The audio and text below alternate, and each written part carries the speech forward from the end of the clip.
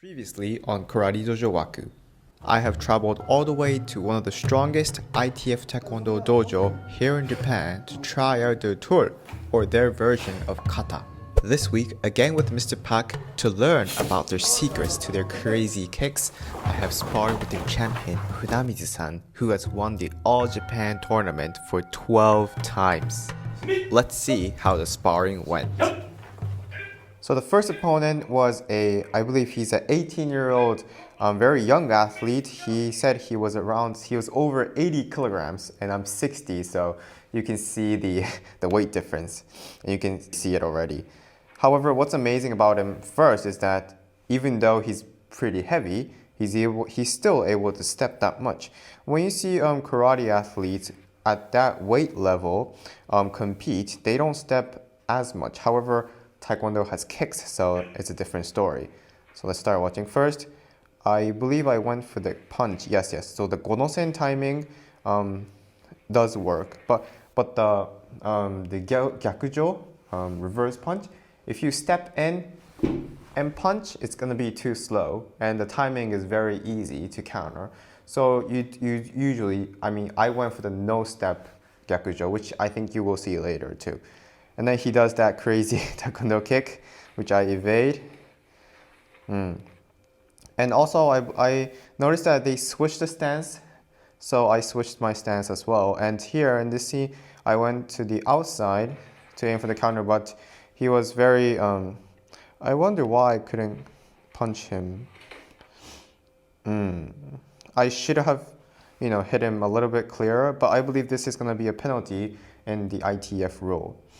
And then came back in. That was a good one, but he went for the short punch, which we don't see a lot in karate, so I don't have a lot of strategy for that. So that's something I have to practice. Aiming for the distance. Yeah, that simple kick itself was very strong. Yeah, and how he's able to turn in that same spot and keep my distance away was very nice as well. Yeah, just that power there. Overall, it was very hard at first to react to the short punches within the short distance, because in karate we would step back and punch, so that's something that I have to get used to if I want to compete in this rule. However, as for the distance, it wasn't so much different from us. Yes, it might have been a little bit far away from our rule.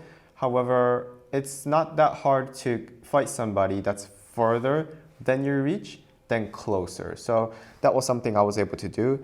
And here, now we're going to be watching Funamizu-san. Like I mentioned, he's won All Japan tournament 12 times. So he's a very known athlete in Japan. So let's see how I do. It was a very tough one. And he said he was around 58 kilograms, so around the same weight. And his reach is shorter than myself. However, you will see that his kicks are just phenomenal. So first we start off, not much happening. Yeah, my kicks weren't so good to catch him. He's aiming for the counter, so I couldn't go in. And then here, boom, boom, boom. These were crazy. Like, I never encountered so many kicks coming at me at once. So all I can do was just evade. And I felt that wind coming to my face. So now going back. That was the gyakujo I was talking about, no step gyakujo, but I think he's used to that. He just ducked under. And that timing of the counter kick after you get close, that's something we have in karate as well. So I was able to block like this with the hand. And I stepped back as well, so it didn't hit me that clearly. Now he's switching the stance, see what he can do. I went for the counter, but he was very used to that. Yeah, that timing.